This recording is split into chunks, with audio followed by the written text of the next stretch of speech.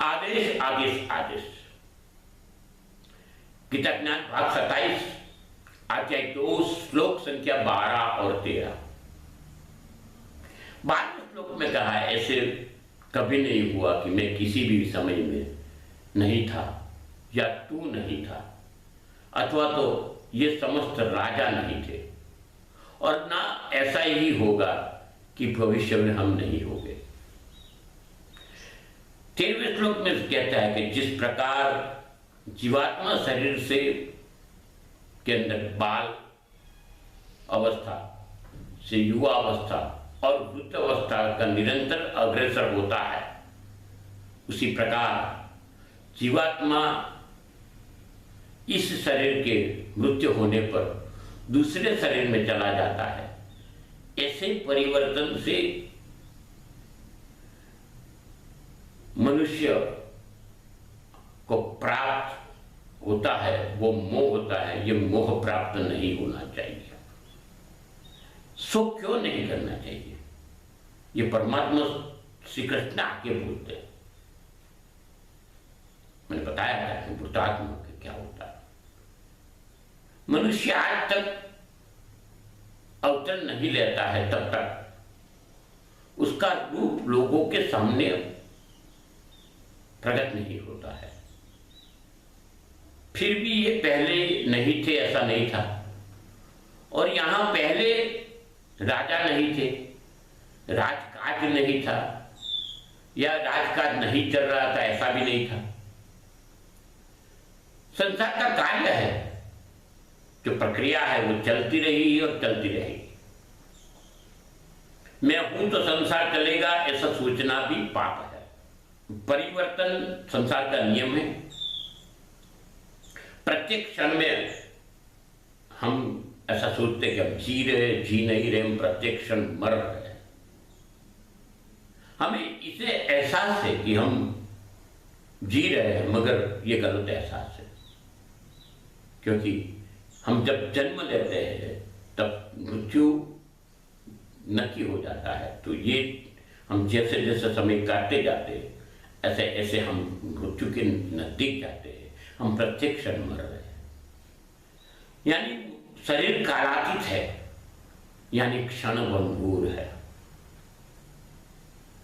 ये देहधारी शरीर है ना, इसकी अवस्था समझ लो। बाल्यावस्था होती है, बाद में युवा अवस्था आती है, और उसके बाद वृद्धावस्था आती है।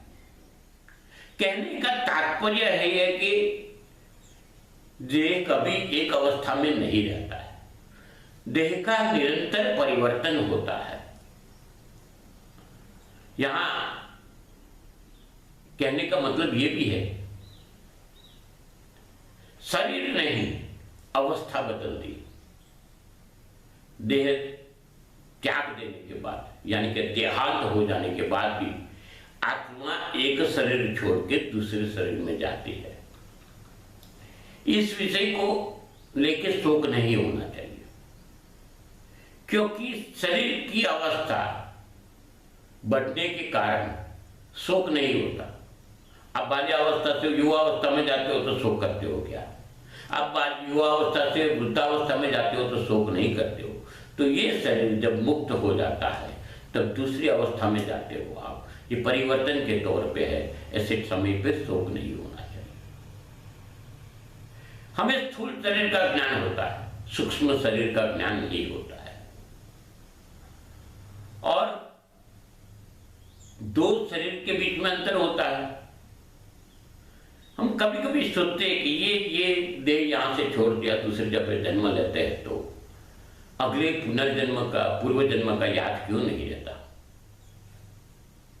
ये भी समझने लायक बात है। जब हम इस अवस्था को छोड़ते हैं, ये देह त्याग होता है, तभी मृत्यु के समय हमारे परिवार की ओर मोह, इनका रुंदन, शोक, इसके कारण और दूसरे व्यक्ति के बीच में बड़ा अंतर होता है। क्योंकि एक बाजू कष्ट होता है, दूसरी बाजू जन्म लेने के साइंटिफिक गर्भाशय में 9 महीने का कष्ट होता है। इसके कारण हमें पूर्व जन्म की स्मृति नहीं रहती है। इसलिए बोला है कि इस समय के शोक और कल्पांत के कारण और देह प्राप्ति के समय गर्भाशय के कारण हमारे में स्मृति नहीं होती, इसीलिए पुनर्जन्म का याद नहीं रहता। बाकी नियम है, पुनरअपि जन्मम पुनरअपि मरणम। समझना गीता में यही है। मोक्ष की बातें करना बहुत अलग है, मोक्ष को समझना मुश्किल है। हमें आगे के एपिसोड में देखेंगे कि जीवन का क्या होता है। मेरे साथ जुड़े रहिए, इस चैनल को लाइक करिए, सब्सक्राइब करिए और इस वीडियो को शेयर करिए। सनातन धर्म के लिए जरूरी है। अस्तु शुभम भवतु।